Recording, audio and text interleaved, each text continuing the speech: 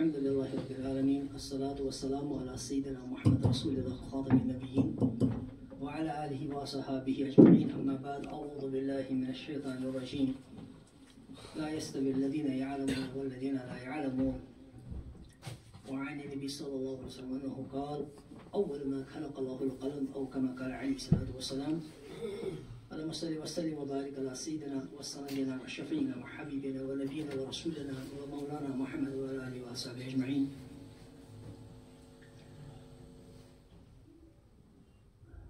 Stage पर तशरीफ फरमा हज़रत आसी साहिब उस्ताद गिरामी कदर प्रोफेसर मुज़फ़्फ़र हुसैन नदवी साहिब मौलाना गुलाम परे साहिब और यहाँ मदरसा का एहतमाम चलाने वाले हमारे अजीज़ मौलाना जाफ़र नदवी साहिब और दीगर असातिज़ा किराम मेहमान गिरामी कदर और तलबा अस्सलामु अलैकुम व रहमतुल्लाहि व बरकातुहू।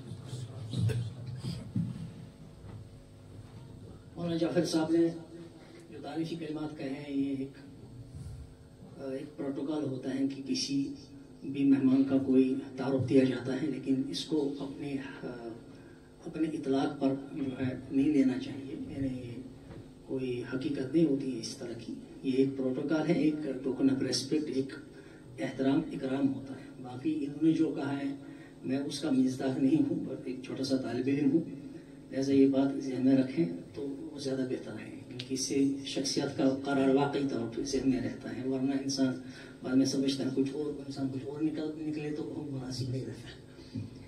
बहरहाल अभी जो इस मजलिस में मैं एक तहरीर अक्सर में रख रहा हूँ, ये यकीनी तौर पर आप समझते होंगे कि ये इसी किताब के बारे में है, अक़ाइदुल इस्लाम, इसका अरबी एडिशन जो है, इस हवाले से मेरी एक मुख्तसर गुफ्तगू है। बिस्मिल्लाहिर्रहमानिर्रहीम। हमारी दुनिया फ़िक्र व नज़र की महदूद दुनिया, जिसमें खिताबत को इल्म कहते हैं, मालूमात को आगही कहते हैं, क़ुव्वत हाफ़िज़ों को तबहुर समझते हैं, पीरी मुरीदी को इरफान व मारिफत का नाम देते हैं और ज़ाहिर रख रखाव को तक़वा समझते हैं। ज़ात व हयात की इस आलमगीर तब्दीली में एक गरीब व मज़लूम कलम, जिसे मुद्दईयान इल्म व फ़हम ने महजूर कर दिया, बाग़ियान हक़ व सदाक़त ने मक़हूर कर दिया, अरबाब रियासत व सियासत ने मजबूर कर दिया। अहले इल्म कलम से बेगाने, तलबा मुताला से अनजाने, खुतबा और वआज़ की मजालिस में अफसाने। इन हालात में कलम की आबियारी करे तो कौन, सफ़े करतास पर खूनी जिगर से लिखे गए अल्फाज के मोती सजाए तो कौन। वो चंद दीवाने जिनके सरों में अल्लमा बिल कलम का सौदा समाया हुआ, जो नून वल क़लम वमा यस्तुरून के ज़मज़मों से अपनी सुबह अपनी शामें तरन्नुम खेज बनाए हुए, जिन्होंने कलम के तक़द्दुस का आलम उठाया है। वो कलम जिसे तख्लीक में जुमला मखलूक़ात पर सबकत हासिल, जिसने तकदीरें लिखी, तकदीरें बदली, सोतों को जगाया, दिलों को बनाया। आज इस कलम के हामिलीन उनका हुए जाते हैं और जो हैं उनमें इसका हक़ अदा करने वाले अक़ल व क़लील हैं। लेकिन यासो नामीद की इन खारजार वादियों में जिन लोगों ने मालो मनाल और शहरत व मकबूलियत की दरूनी क़लब मस्तूर ख्वाहिशात से अपने कलम को महफूज व मसऊन रखने में कामयाबी हासिल की, उनमें जनाब आसी गुलाम नबी वानी साहब का नामी भी शामिल है। हज़रत आसी साहिब मुद्दत मदीद से लिख रहे हैं, मज़मून मुसन्निफों की तारीख बताती है कि उम्र गुजर जाती है, नस्लें मिल जाती हैं, तब कहीं जाकर माशरे में उन्हें करार वाकई मकाम मिलता है और समाज उन्हें तस्लीम करने लगता है। इसीलिए मुसन्निफ का किसी दर्जे में अपने ज़माने से आगे होना भी ज़रूरी है। बहरहाल आसी साहब लिखते आ रहे हैं, आज भी लिख रहे हैं, लेकिन उन्होंने तफन्नुन तबा के लिए नहीं लिखा, बतकल्लुफ़ अपने आप को मकाला निगारों, मज़मून निगारों और मुसन्निफों की फ़हरिस्त में शामिल होने के लिए नहीं लिखा, बल्कि ज़रूरत पेश आने पर लिखा। उनकी तहरीरें किताबी शक्ल में माक़बल भी अहले इल्म के हल्कों में मुतारफ़ हैं। एक बड़ा हिस्सा मानवा राह नजात के सफ़ात पर सब्त है। उन्होंने मजलिस इल्मी की बुनियाद डाली तो इसके पीछे भी लिखने का जज्बा ही कार फरमा था। कलम के ज़रिए दावत और तरबियत और तज़किया व तहारत को उनकी निज़ाम फ़िक्र व अमल में तरजीह हासिल है। 2020 में उनकी किताब अक़ाइदुल इस्लाम जिल्द अव्वल मंज़र आम पर आई یہ کتاب اہل سنت والجماعت کے مستند و معتبر عقائد پر ایک خوبصورت دستاویز ہے۔ اس میں شریعت اور اس کی بنیادیں، علمی فقہ، امامت، ثبوت صفات باری تعالیٰ، ایمان و اسلام کا فرق، علامات قیامت اور یہود، ہنود، نصارہ اور مسلمانوں کے مابین عقائد کے فرق و امتیاز کو سہل ممتنع اسلوب میں بیان کیا گیا ہے۔ ضرورت تھی کہ اسے انگریزی اور عربی جیسی عالمی زبان میں منتقل کیا جائے تاکہ اس سے استفادہ کا دائرہ وسیع ہو۔ بہرحال ہر شے اپنے وجود و ظہور میں تقدیر کی پابند ہوتی ہے۔ اردو نسخے کی اشاعت کے کم و بیش 4 سال بعد اس کا عربی ترجمہ منظر عام پر آیا، جس کی رسمی رونمائی کی تقریب میں آج ہم یہاں پر جمع ہوئے ہیں۔ اس نشست میں عربی نسخے کے حوالے سے گفتگو ہوگی۔ کتاب پیش لفظ، تقاریض، مجلس علمی کا تعارف اور کلمہ مترجم کو چھوڑ کر 9 ابواب پر مشتمل ہے، جو اس طرح ہیں: الشریعہ والمبادئها، القرآن والحدیث والاجماع والقیاس، علم الفقہ، علم العقائد، الامامہ فی منظور الاسلامی، اثبات صفات اللہ، الفرق بین الایمان والاسلام، علامات الساعہ، عقائد اليہود والنصارى، عقائد الہندوس، عقائد المسلمین۔ کتاب حالہ کی ابتدا میں مسیر اولا للمطبوعات والاستدارات کے عنوان سے مصنف نے مجلس علمی کے تصنیفی کردار پر اظہار خیال کیا ہے۔ وہ لکھتے ہیں کہ من المعلوم لدى الجميع ان العصر الراهن الذي نعيشه هو عصر الطباعة والنشر بجانب سيطرة وسائل الإعلام الإلكترونية وحمايتها على العالم بأصله بفضل انفجار العلوم العلمية على المستوى الدولي۔ یہ بات سب لوگ جانتے ہیں کہ موجودہ زمانہ جس میں ہم رہ رہے ہیں نشر و طباعت کا زمانہ ہے۔ اگرچہ عالمی سطح پر جدید الیکٹرانک میڈیا نے اپنا قبضہ جمایا ہوا ہے اور سائنسی علوم کے پھیلاؤ کی وجہ سے دنیا پر اس کی حکمرانی ہے۔ کلمات تشکر میں مصنف نے جناب مظفر حسین قاسمی صاحب کی کتاب کے بارے میں ان کی پسندیدگی کا شکریہ ادا کیا ہے، نیز اپنے صاحبزادگان صالح بلال، محمد اقبال اور منیر احمد کا شکریہ بھی ادا کیا ہے، جن کی محنت سے یہ کتاب عالم وجود میں آئی۔ تقدیم کے عنوان سے راکمی کے مختصر تحریر ہے، جس میں آصف صاحب کی علمی کاوشوں، مجلس علمی کی تاسیس کی غرض اور کتاب عقائد الاسلام کی اہمیت کے حوالے سے گفتگو کی گئی ہے۔ کتاب کے مترجم مفتی سجاد حسین قاسمی صاحب نے بھی کتاب کی اہمیت و افادیت پر پرمغز مضمون لکھا ہے، جو گویا کتاب پر ان کی تقریض بھی ہے۔ وہ لکھتے ہیں کہ لا شک ان الکتاب بین ایدینا یمثل اضافۃ قصیرہ للمملکۃ الاسلامیہ فی مجال العقیدۃ والتوحید، فهو موسوعة صغيرة في فصولها غنية في مضامينها۔ اس میں کوئی شک نہیں کہ کتاب حاضہ اسلامی کتب خانے میں عقیدہ و توحید کے حوالے سے ایک اہم اضافہ کا درجہ رکھتی ہے، بلکہ اپنے ابواب میں ایک مختصر دائرۃ المعارف کی حیثیت رکھتی ہے، جو اپنے مضامین کے اعتبار سے مالا مال ہے۔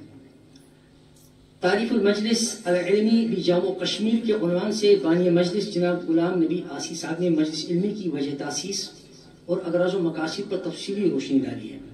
نداء الی القراء کے عنوان سے مصنف نے لکھا ہے کہ ماہنامہ راہ نجات میں دیگر مضامین و مقالات کے ساتھ ساتھ عقائد پر بھی ایک کالم سوال و جواب کی شکل میں شروع کیا گیا تھا، جسے قاری نے بہت پسند کیا، اور اب اسی سلسلے عقائد کو کتاب حادہ میں جمع کر کے شائع کیا جا رہا ہے۔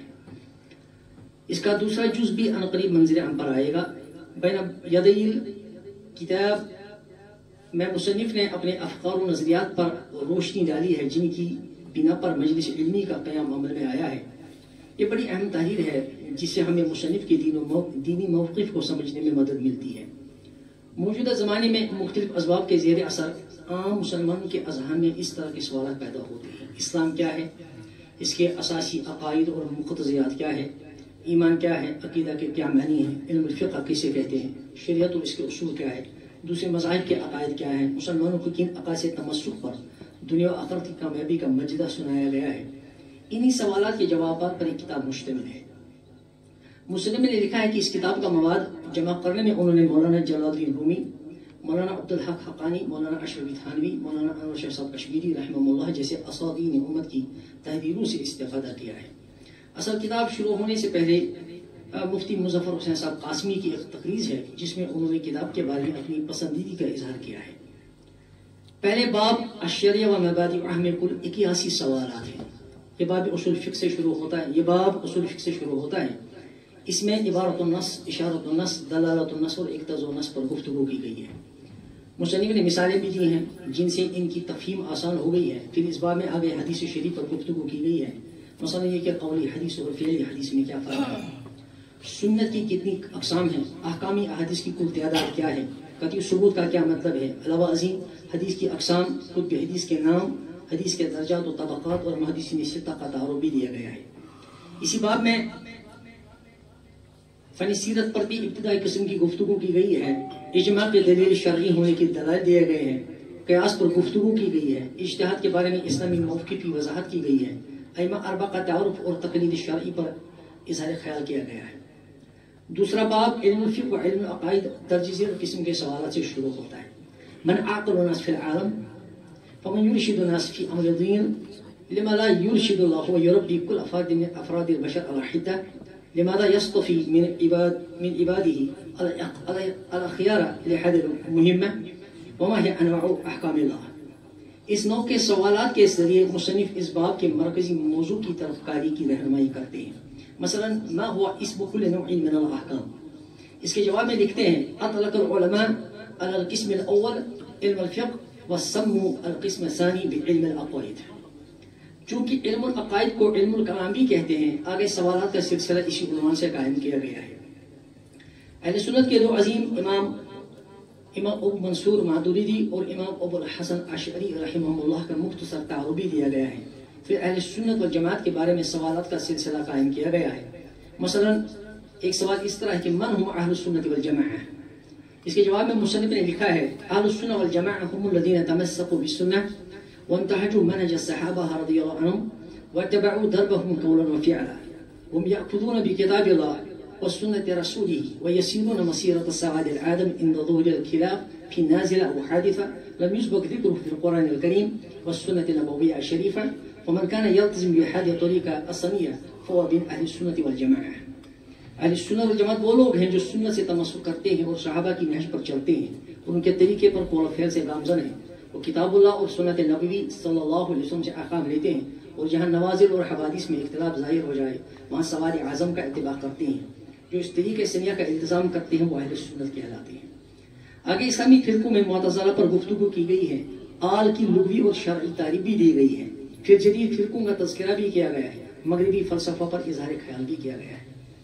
اگلا باب الامامہ فی منظور اسلامی کے عنوان سے ہے۔ اس باب میں پہلے امامت کی تعریف دی گئی ہے، پھر امت کے 73 فرقوں کے بارے میں جانکاری دی گئی ہے، اہل سنت کے امتیازات بیان کیے گئے ہیں، ایمان کی تعریف اور اس کی مختلف شاخوں پر گفتگو کی گئی ہے۔ چوتھا باب اثبات و صفات اللہ کے عنوان سے ہے۔ اس میں پہلے اسلامی نقطہ نظر سے اللہ تعالیٰ کی صفات پر بات کی گئی ہے، اسی سلسلے میں علم کلام کی اصطلاحوں جوہر اور عرض پر بھی اظہار خیال کیا گیا ہے۔ اسی سلسلے گفتگو میں رؤیت باری تعالیٰ کے بارے میں مشاہیر علماء کی تحریروں سے بھی استدلال کیا گیا ہے۔ یہ دو باب ہر چند نہایت نزاکت کے حامل ہے اور علماء کے مابین ان میں تعبیرات کا خاصا فرق پایا جاتا ہے، وہیں ہم مصنف نے ممکن حد تک آسان اور سہل اسلوب میں اس کو سمجھانے کی مہم سر کی ہے۔ پانچواں باب الفرق بین الایمان والاسلام کے عنوان سے ہے۔ اس باب میں پہلا سوال یہی لکھا ہے ما الفرق بین الایمان والاسلام، اور اس کے جواب میں مصنف نے امام انور شاہ کشمیری رحمہ اللہ کا یہ قول نقل کیا ہے ان الایمان ينضج من القلب الى الجوارح على الاقصى من الايمان من الاسلام فهو في مسافه ذهابا وايابا، فان ظهر الايمان على الجوارح ورسخ الاسلام في القلب فهما واحد، فان بقي الايمان في القلب واقتصر الاسلام على الجوارح فهما متغايران۔ فیض الباری، یعنی ایمان اسلام کے برعکس دل سے اعضاء کی طرف ظاہر ہوتا ہے، یہ دونوں جانے اور آنے کی مسافت پر ہوتے ہیں۔ اگر ایمان اعضاء پر ظاہر ہو گئے اور اسلام دل میں راسخ ہوا تو یہ دونوں ایک ہیں، اور اگر ایمان دل میں رہا اور اسلام صرف اعضاء پر ظاہر ہوا تو پھر یہ الگ الگ ہیں۔ بڑی جامع تعریف ہے لیکن یہاں اس کی تفصیل پیش نہیں کی جا سکتی۔ آگے ایمان اور اسلام کے بارے میں سوالات قائم کیے گئے ہیں اور پھر ان کے مختصر مگر عمدہ جوابات دیے گئے ہیں۔ اگلا باب علامات الساعہ کے بارے میں ہے، اس میں قیامت کی نشانیوں کے بارے میں گفتگو کی گئی ہے، اس ضمن میں بہت ساری علامات کا ذکر بھی کیا گیا ہے۔ اخیر کے ابواب میں یہود، نصارہ اور ہنود کے عقائد پر روشنی ڈالی گئی ہے، ہندو تناسخ کے قائل ہیں، اس کا علم رد کیا گیا ہے، پھر مسلمانوں کے عقائد کا خلاصہ دیا گیا ہے۔ یہاں پر کتاب اختتام کو پہنچتی ہے۔ یہ کتاب اپنے اختصار کے باوجود جامع ہے، تمام اہم عقائد کو محیط ہے، عقیدے سے متعلق دوسری ضروری معلومات بھی فراہم کرتی ہے، صرف طلبہ اور عوام کے لیے نہیں، اہل علم کے لیے بھی لائق مطالعہ و استفادہ ہے۔ ترجمہ بھی عمدہ اور عالمانہ ہے، مترجم نے پوری کوشش کی ہے کہ اردو متن کی روح کو عربی اسلوب میں اپنی جملہ خوبیوں کے ساتھ منتقل کر دیں، اور میرے خیال میں وہ اس میں کامیاب رہے ہیں۔ مجھے امید ہے کتاب علمی حلقوں میں خاصی وزیرہ حاصل کرنے میں کامیاب ہوگی. وآخر دعوانا ان الحمد للہ رب العالمین. ماشاء اللہ. اس کے بعد ہمارے